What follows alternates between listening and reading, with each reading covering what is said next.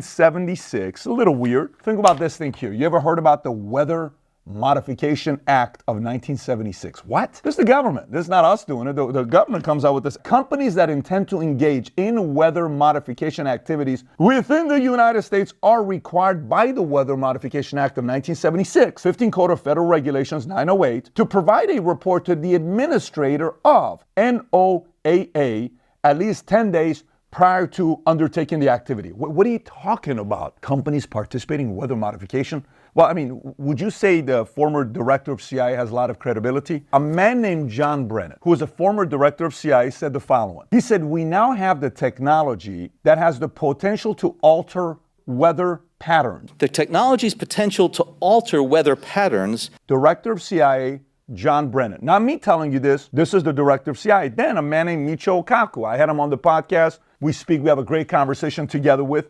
You know what he says when he's being interviewed by CBS? The CBS lady. You know who she is. And now we're learning that scientists and researchers are looking at how to change the weather on purpose. She was just hosting one of the debates with CBS. She says, I remember back in the days, China used the same technology, the laser, to alter weather, to create it to rain during the Olympics. And he says, yes. I mean, the CIA used it in the 60s during the Vietnam War. She says, allegedly. She said, well, listen, Bill Gates and Al Gore have been working with this thing and they're aware of what's going on. This is one way for us to geoengineer and alter what's going to happen with the weather. If we have access to that technology, if you did and you knew about it and we've been using it for 60 years, why don't you use it to alter this, to get rid of it?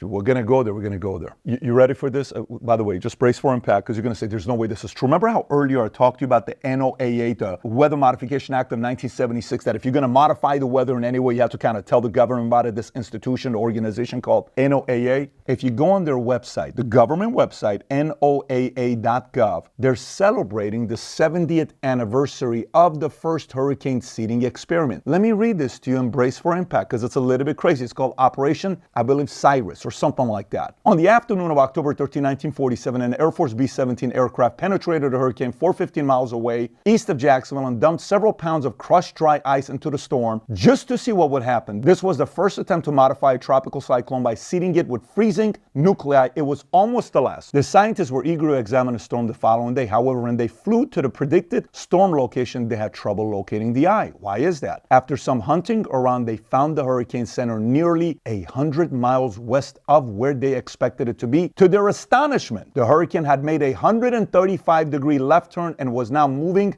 due west. On top of that, it was strengthening. By the afternoon of the 15th, Hurricane King struck Savannah, Georgia. One person died in the storm surge. $2 million in damages was done in Georgia and South Carolina. The public was outraged that the scientists had caused the storm to swerve into Georgia, and threats of lawsuits were thrown around. GE's case was not helped when the head of its laboratories, Dr. Irving Langmuir, issued a statement that he was 99% sure the storm had changed course due to what?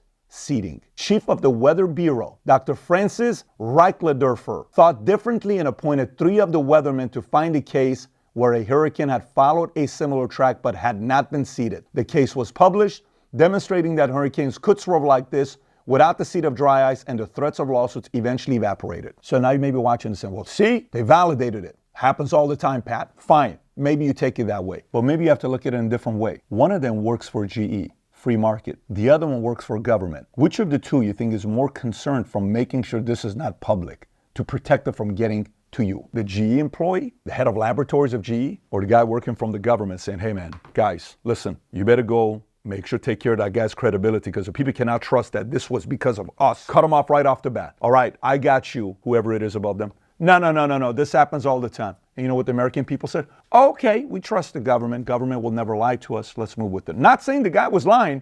I'm just saying maybe back then we didn't speculate that much. This is 70 years ago.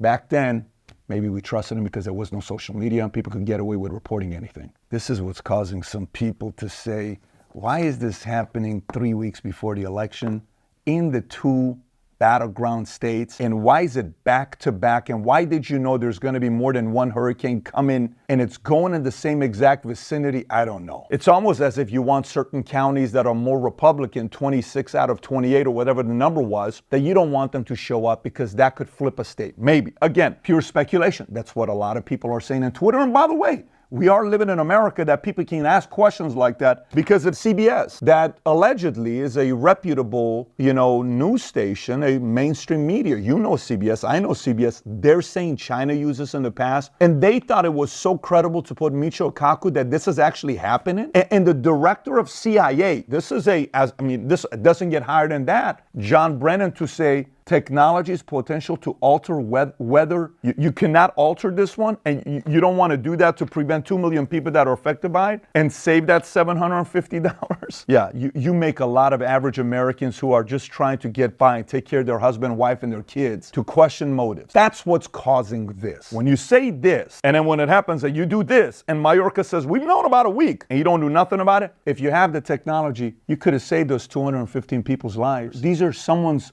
daughter, son, child, mother, father, grandmother. They could have still been here. We could have done something about it. If I'm using CBS, because CBS, if CBS wants to spit out some conspiracy theories, I'm not with it. But CBS wants to do it, fine, because you're a very known organization. You guys want to take that risk, go ahead. Me, I just want to go do some research and find out for myself. I can't believe CBS went there, but you chose to go there. That's on you to take the risk. But there's a reason why people are pissed right now. And they're asking the question and the level of credibility of FEMA, DHS, and the way we respond to crisis that happens in America, not in the Middle East or Ukraine. Shouldn't that be our number one priority of people to take care of? What do you think?